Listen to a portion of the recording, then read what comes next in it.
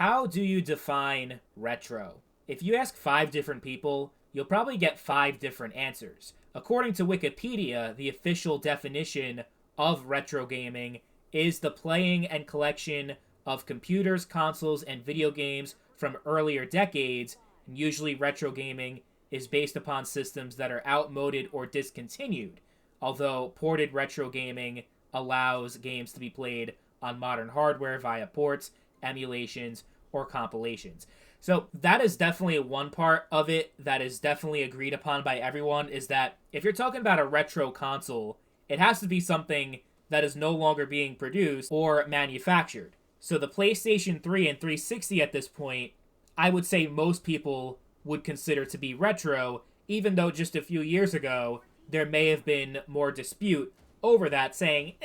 it's not that old to be considered a retro system. I was making the case as early as 2018 that the PS3 and 360 were retro consoles, but I remember back then a lot of people were like, no, it's way too recent to call the 7th generation retro. I also feel like it's based on the age of the person in question. If you were 25 years old when these consoles were released and now you're in your 40s, you may not consider it to be as retro in comparison to you being 25 years old now and playing those systems when you were 10. Because going from childhood to adulthood, like, so much life happens between those stages, you view anything from your childhood as nostalgic and a throwback, and it feels like so much more time has passed than it actually has. But if you're an adult looking back at something that happened 10, 15, 20 years ago, but you were also an adult back then, like for example for me, I'm 28 years old,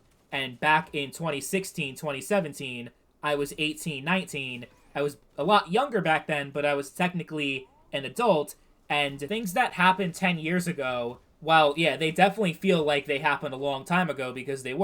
don't feel as long as, let's say, me back then in 2017, looking back at something from 2007 when I was 9 years old. You know what I'm saying? The older you get, time just moves a lot slower. And especially if you're someone who came up during the 16-bit or Nintendo 64 era in the 90s, you'll have a bit of a harder time differentiating the PlayStation 3 era to the current PS5 era, even though they are widely different and gaming was so different between those two time periods, but they were also both part of the modern HD online gaming era. Like, a lot of what we have now, we did have back then, and the leap in technology in gaming now compared to 20 years ago is a lot smaller, even compared to technology in 2006 versus 1996, which is only a 10-year period, but the gap between 5th generation and 7th gen is so much bigger. So that, I think, is why you have so many different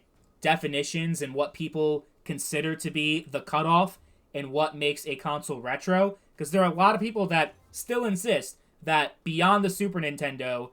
that's the modern era of gaming, as soon as 3D became the standard for the industry, while others say that PS2, GameCube, Xbox was the cutoff, but a lot of people like myself view PS3 and 360 and Wii to be the cutoff for what we should consider to be retro, because it's been over a decade now since all those consoles have been discontinued or games being made for it, because you can't really consider PS4, Xbox One to be there quite yet, since it was up until just a year or two ago that AAA multi-platform games were still being produced for those consoles. So we got a long ways to go before those systems are considered in that conversation. But I certainly think after the PS6 comes out and more time passes, the PS4 will be viewed as more retro and nostalgic. Let me know what you guys think in the comments, but I would personally define retro gaming as at least 2 console generations ago, the console has to be discontinued and no longer manufactured and being long abandoned by AAA game studios. If it doesn't fit all 3 of those, then it's not retro.